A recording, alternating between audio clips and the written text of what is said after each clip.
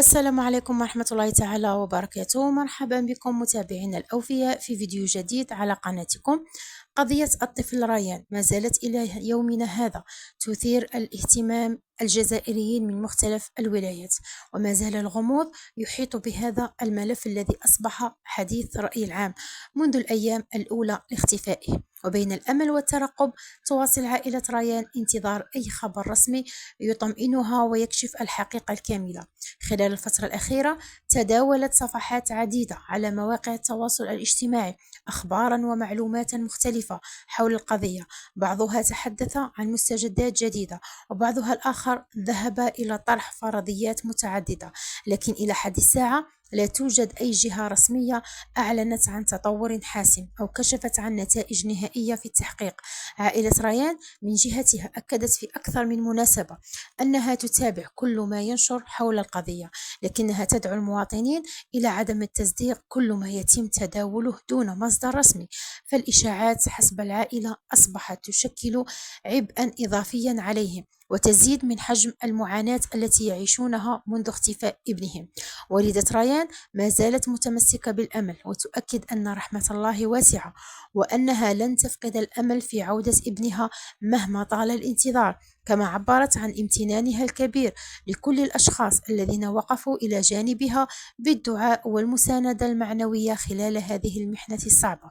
وفي المقابل تتواصل التحقيقات الأمنية بشكل عادي، حيث تعمل جهات مختصة على دراسة كل المعطيات المتوفرة والتحقق من مختلف المعطيات التي تصل إليها، وكل التفاصيل مهما كان بسيطا يتم أخذه بعين الاعتبار في سبيل الوصول إلى الحقيقة.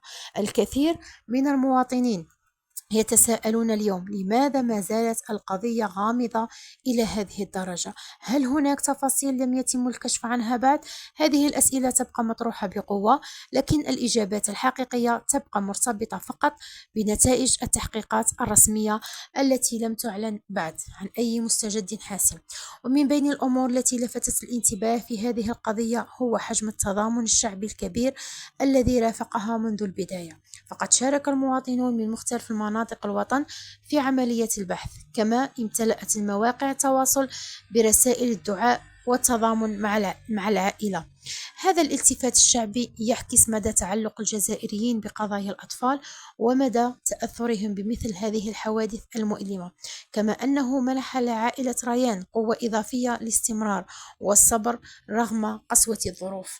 وفي خضم كل هذه تبقى النصيحة الأهم هي تجنب نشر الأخبار الغير مؤكدة أو إعادة تداول الإشاعات التي قد تسبب ضررا نفسيا للعائلة أو تؤثر على سير التحقيقات، فالمعلومات الرسمية هي المرجح الوحيد الذي يمكن الاعتماد عليه في مثل هذه القضايا الحساسة.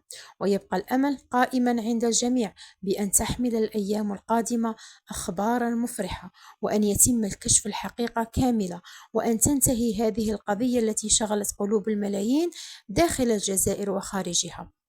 وفي انتظار أي جديد رسمي يواصل الجزائريون الدعاء لريان وعائلته، سائلين الله عز وجل أن يفرح كربهم وأن يبدل حزنهم فرحا وأن يظهر الحق والحقيقة في أقرب وقت. إلى هنا نصل إلى نهاية هذا الفيديو. إذا وصلكم أي جديد رسمي حول القضية سنوافيكم به مباشرة. شكرا لكم على حسن المتابعة. لا تنسوا دعم الفيديو بالإعجاب والاشتراك في القناة وتفعيل الجرس ليصلكم كل جديد.